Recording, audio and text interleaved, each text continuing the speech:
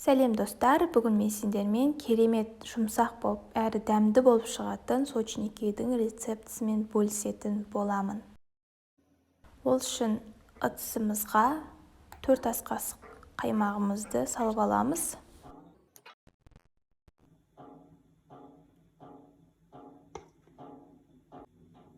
Оның үстіне қантымызды қосып, жақсылап миксермен араластырамыз.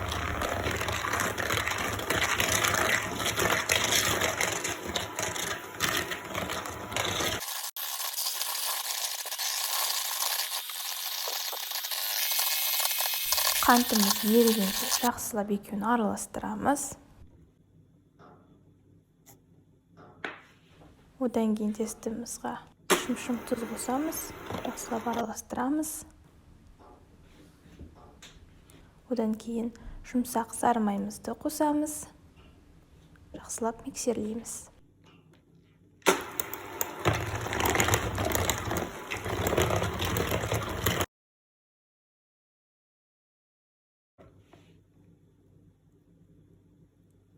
Одан кейін массамызға ұнымызды електен өткізіп қосамыз.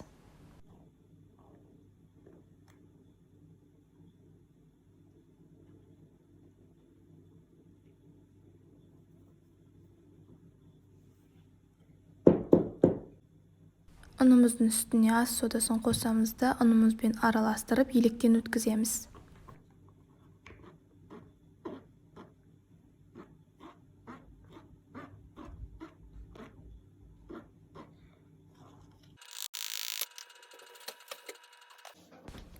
Ұнымыз електен өтіп болғаннан кейін оны миксердің көмегімен араластырамыз.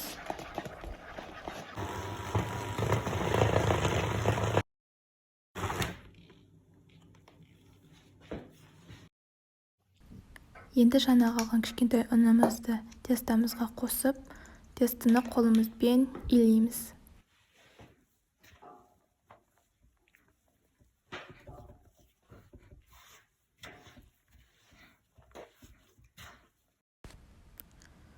Тесті дайын болды. Енді оны шетке ығыстырып қойып, енді салмасына кірісеміз.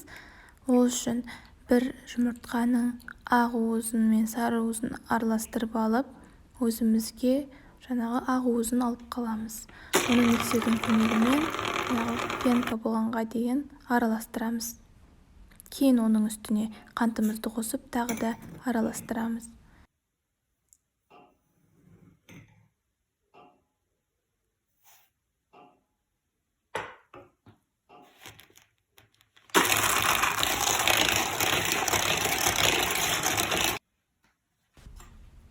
Пенкамызға ендігі кезде сүзбемізді қосамыз. Сүзбе бізде құрғақ болуы қажет.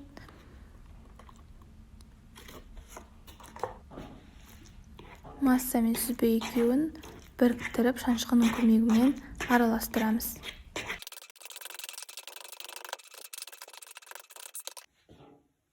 Және осы массамызға қаймағымызды саламыз. Лопатканың көмегімен араластырамыз.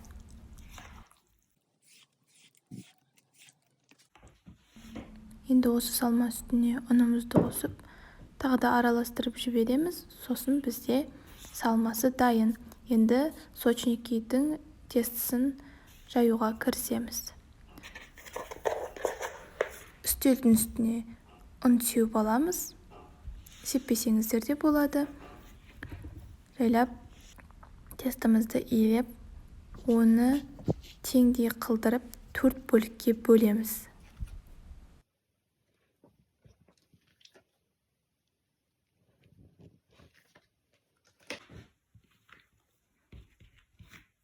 Енді 4 бөліктің біреуін алып, видеодағындай иілейміз.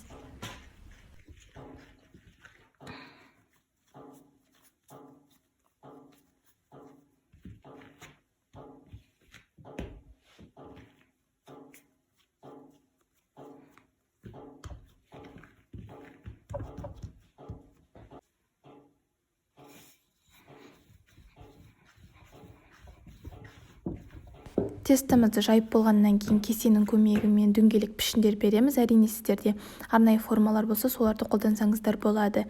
Енді сол дөңгелек пішінді тестомыздың ортасын жаңағыдай кішкене басып жібереміз, себебі бұл жерге біз қазір сүзбелі массаны салатын боламыз.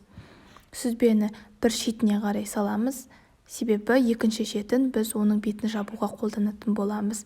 Бетін жапқанда жаңағы тестоның екі жағын қысып жібереміз, себебі бұл бізде ішіндегі массаның ағып кетпеуі үшін. Осылай барлық сочниктерді жасап шығамыз.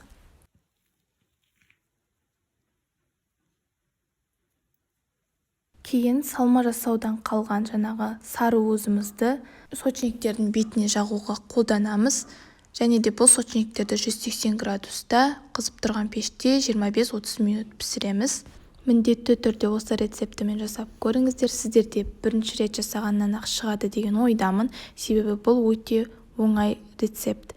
Лайк басып, комментарий жазуды ұмытпаңыздар.